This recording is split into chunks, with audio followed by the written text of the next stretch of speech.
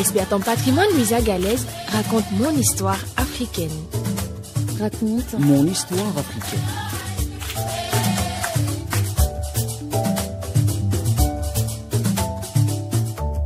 L'Afrique a longtemps été un lieu de royauté et d'impérialité, et certaines dynasties se sont prolongées durant des siècles.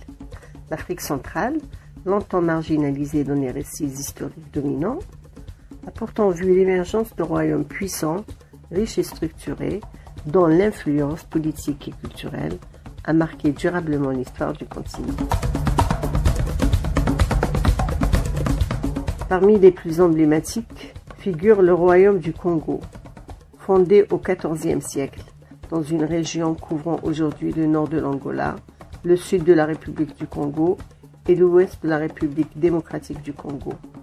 Ce royaume s'est rapidement organisé en un État centralisé dirigé par Mani Kongo, un souverain qui régnait sur plusieurs provinces administrées par des gouverneurs.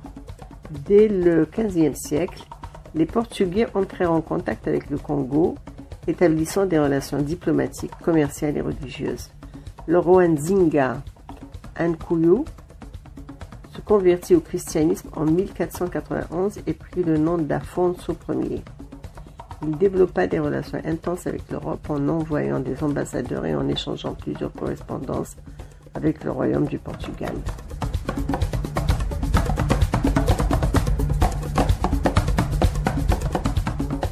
Le Congo devient ainsi l'un des premiers États africains à établir une diplomatie formelle avec l'Europe.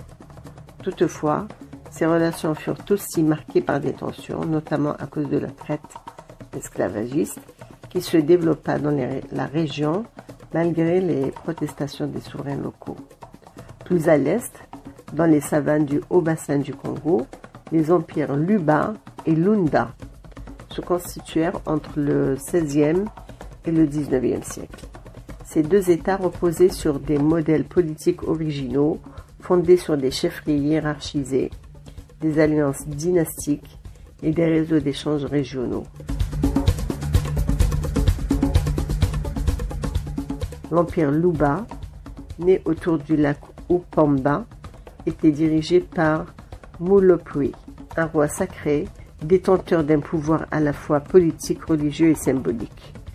L'administration était assurée par une élite initiée, gardienne des traditions, des objets sacrés et des généalogies.